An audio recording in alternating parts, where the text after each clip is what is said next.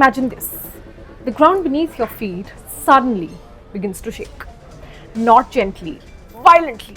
Buildings sway, roads split apart, a shopping mall collapsed, people running in panic, hospitals losing power, bullet trains coming to a halt, and within seconds, an entire city fighting for survival.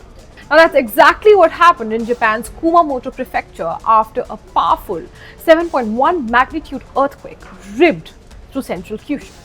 At least 13 people have been killed by now, hundreds have been injured, thousands have been left without electricity. And rescue teams are still scrambling and searching through mountains of concrete, hoping to find the survivors. But here's the bigger question. Why Kumamoto? Why does this part of Japan keep getting hit by such devastating earthquakes? The answer lies deep beneath the ground. And once you understand what's exactly happening below the surface of Earth, everything starts making sense. In very simple words, Japan is sitting on one of the world's most dangerous pieces of real estate.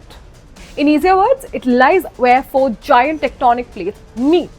Think of these plates as enormous slabs of rock, each thousands of kilometers wide. They're constantly moving, very slowly but with unimaginable force. Most countries sit comfortably on one plate. Japan does not. It sits at a giant geological crossroads, and Kumamoto is one of the most dangerous intersections. Now, here's where things get even worse.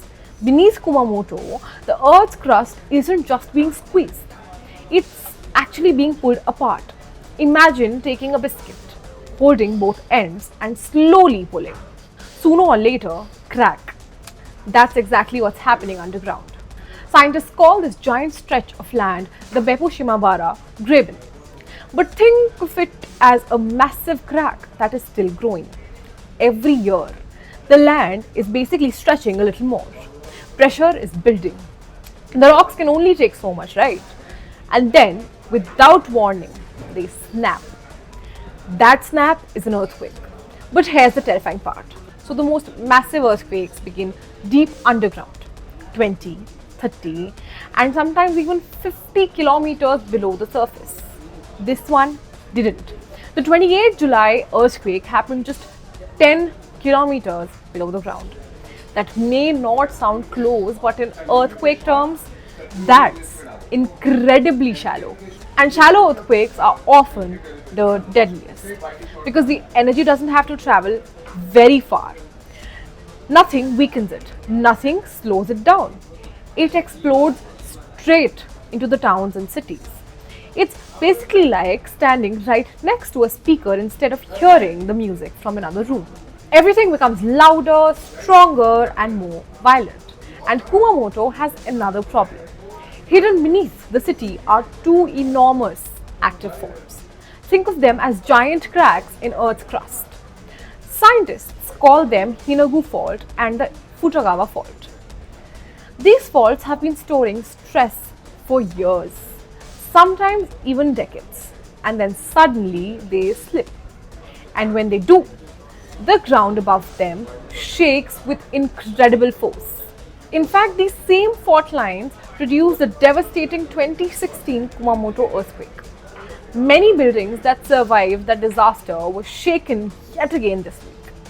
But nature wasn't finished.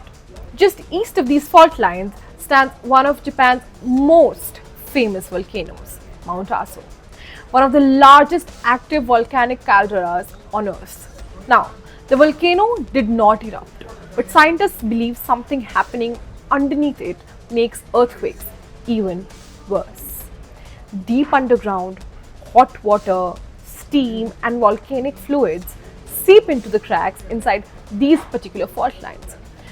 Think of oil pouring into a rusty hinge. It suddenly becomes easier to move, right? The same thing happens underground. These hot fluids reduce friction inside the faults, allowing the rocks to suddenly slip with explosive force.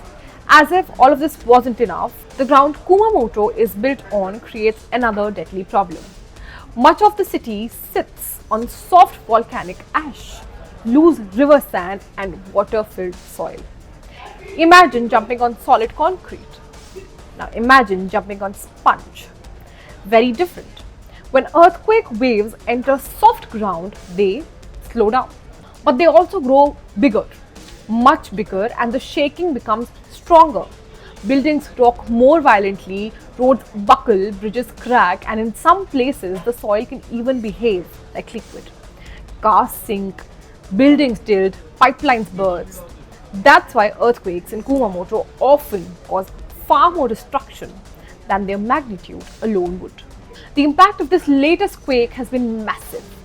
Homes have gone dark, hospitals have lost essential services, roads have been ripped apart, a freight train derailed, Japan's famous Shinkansen bullet trains stopped, flights were suspended while engineers checked airport runways for damage.